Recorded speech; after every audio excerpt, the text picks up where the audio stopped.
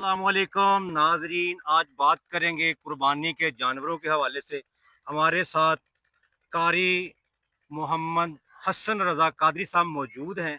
आज इनसे बात करेंगे जो जानवर कुर्बानी के हैं उनकी उम्र की कितनी होनी चाहिए कुर्बानी के लिए, और शरीयत में दांतों की बात करते हैं। जी अस्सलाम वालेकुम कारी साहब। जी वालेकुम सलाम कारी वरहमतुल्लाहि साहब, आप वबरकातुहू। ये बताएं, अक्सर लोग कहते हैं इसको दोंदा लगा है, चोगा लगा है, छिग्गा लगा है। इनके हवाले में आप ये बताएं, जो कुर्बानी का उसकी एज का हिसाब होता है या उनके दांतों का हिसाब होता है? नहीं जी, उसका उसके एज का हिसाब होता है, साल का होता जो है। बकरे की एज है वो कितनी होनी चाहिए?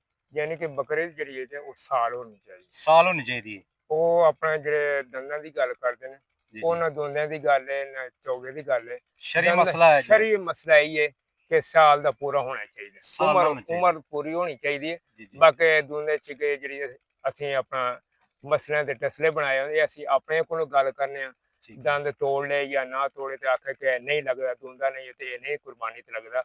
ਮਗਰ ਸਾਲ ਉਮਰ ਪੂਰੀ ਹੋਣੀ ਚਾਹੀਦੀ, ਉਮਰ ਦੇ ਹਿਸਾਬ ਨਾਲ। खैर साहब, ਜਿਹੜਾ ਬੱਚਾ ਹੈ ਉਹਦੀ ਕਿੰਨੀ ਉਮਰ ਹੋਣੀ ਚਾਹੀਦੀ? ਉਹ ਜੀ 2 ਸਾਲ ਉਮਰ ਹੋਣੀ ਚਾਹੀਦੀ। ਇਹਦੇ ਚ ਕੋਈ ਦੋਂਦਾ ਕੋਈ ਚੋਗਾ ਨਹੀਂ ਹੋਣਾ ਕੋਈ ਚਾਹੀਦਾ? ਦੋਂਦਾ ਚੌਗਾ ਨਹੀਂ ਹੋਣਾ ਇਹਦੇ ਚਾਹੀਦਾ। ਚ ਉਮਰ ਦਾ ਲਿਹਾਜ਼ ਜਿਹੜਾ ਹਾਂਜੀ, ਨਾ ਉਹ ਹਿਸਾਬ ਹੁੰਦਾ, ਸ਼ਰੀਅਤ ਦੇ ਨਾਲ। ਸ਼ਰੀ ਲਿਹਾਜ਼ ਨਾਲ। ਹਾਂਜੀ, ਉਮਰ ਦਾ ਹਿਸਾਬ ਹੁੰਦਾ ਹੈ ਤੇ ਉਹ ਕੁਰਬਾਨੀ ਤੇ ਜਾਇਜ਼ ਹੈ। कारी साहब, ਜਿਹੜਾ ਊਠ ਹੈ ਉਹਦੀ ਉਹ ਉਮਰ ਕਿੰਨੀ ਉਹਦੀ ਹੋਣੀ? ਉਮਰ 5 ਸਾਲ ਹੋਣੀ ਚਾਹੀਦੀ ਹੈ। ठीक है जी।